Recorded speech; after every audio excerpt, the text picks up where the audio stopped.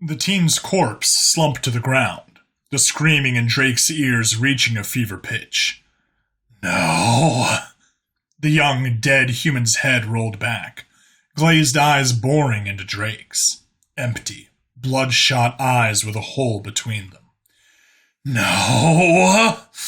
Drake struggled against the bindings, the metallic cable digging into his forearms. The advisor laughed, pressing the revolver's muzzle against a catatonic woman's temple. No! Drake cried out, fighting against his bonds, tearing his forearms open against the rough cable. Black smoke began to rise from the wounds, dark veins crawling upwards from the torn flesh as the advisor thumbed the hammer back. The advisor paused as he noticed that. Stop that! The advisor barked, pulling the revolver's muzzle away from the woman's head. No! Drake bellowed, even as the revolver was pressed against his own head. The advisor's finger began to squeeze the trigger, voice going up an octave as he witnessed the black veins crawling up Drake's throat. I said stop that! I won't let you kill... Blam! The advisor flinched backwards as the human boy's head whipped back, black blood splattering the ground behind them. The advisor's breathing was ragged, blood flushed with fear hormones as he stared at the still kneeling body. A scream frozen in its lips. He turned, dropping the revolver on the ground, feeling it was cursed. Kill the rest, he ordered, marching towards his personal hovercraft. Drake stared at the sky, the screaming of the tortured souls pounding throughout his body. He wasn't dead yet. He had a job to do, one he couldn't abandon. Something was happening to him. His skin crawled like it was infested with ants. His muscles burned like they were set alight. Something was fixing the damage to his brain. It hurt, like a blunt knife scraping the inside of his skull. A hooded skull appeared over him, its jaw opening wide as a voice like nails on a chalkboard filled the street. An image of a broken chain flashed before Drake's eyes, before he was swallowed by a comfortable darkness. Be reborn! The monarch's advisor was knocked to the ground by a blast of cold energy. Quickly rolling onto his back, he gazed in horror at the scene behind him. The parasite boy he'd killed was floating in the air, his own companions knocked away and fearful as thick, black smoke encased him in a cocoon. An odd mist clouded the air, making it reek of rot and gun smoke, while obscuring the advisor's vision. Crawling to his feet, the advisor turned, trying to sneak to his hovercraft. Leaving so soon? The voice was quiet, curious, and chilled him to the bone. The advisor broke into a run, not even daring to look back. We're just getting started. The sound of plasma blasters squealed in the advisor's ears. It was followed only by the screams of dying Geknosions and rending metal. The advisor sprinted past his hovercraft, vaulting the barricade as panic took over.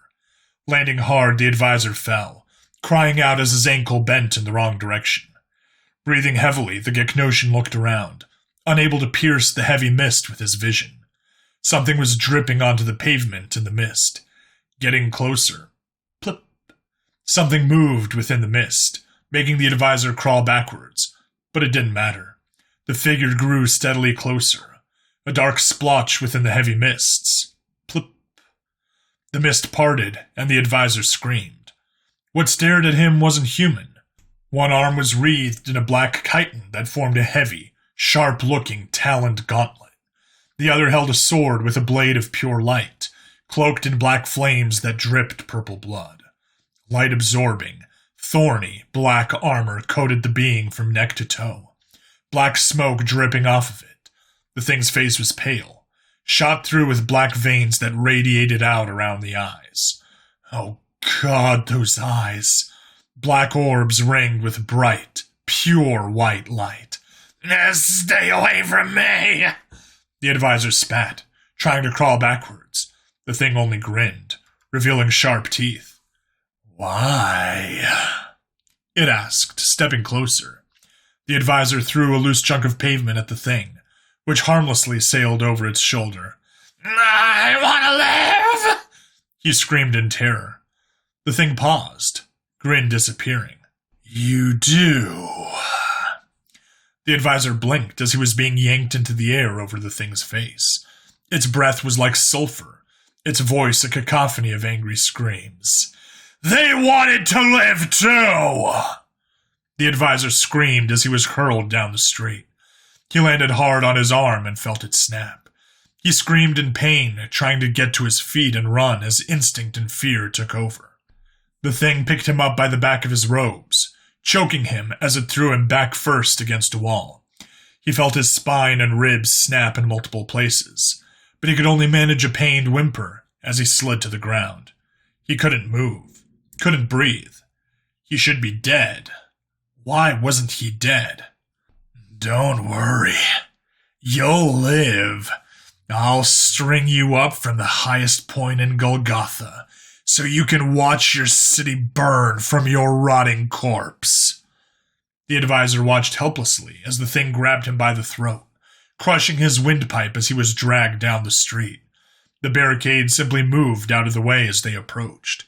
The advisor would beg for mercy, if he still could, but he felt it wouldn't help. This wasn't a man. This was something monstrous. The advisor was dropped to the ground by the corpse of the human teen he'd executed. The thing walked around him, picking something up off the ground before dropping the revolver in front of his eyes. Suddenly, something pierced the back of his neck, burying itself deep in the pavement. But the advisor still saw, still thought. "Now," the thing muttered, "I'll keep your soul, so it never gets to rest." Darkness finally overtook the advisor. The advisor breathed out a sigh of relief. He could rest at last. Something moved in the darkness with him, making him look around, trying to track it. Then he understood. The void around him moved, hundreds of dark beings slowly converging on him. They stepped into some kind of sourceless light, and the advisor screamed. Hundreds of disfigured, burned, and broken humans stared at him. A little girl from a species he couldn't remember stepped forward. Her clothing was torn. Part of her skull caved in. An eye hung from its socket. She limped up to him and placed her hand on his chest. A white, hot, wretched pain filled the advisor's body as the little girl's injuries healed a small amount. Like a wave, the rest of the humans rushed him, and the advisor knew only pain, his screams only adding to the chorus. Drake came to in the bunker's medical wing, feeling like someone had taken a hammer to his skull. Mouth dry, he tried sitting up, only to be looking down the barrel of a suppressed Block 600. "What is your name?" the soothing voice of Cassius's text reader asked cheerfully. Drake blinked softly, looking up at the utterly terrified expression on Cassius's face. "It's Drake. Cassius, you know me." The mute slowly shook his head, but lowered the pistol. He clicked a button on his text reader. "Not anymore. Not after that."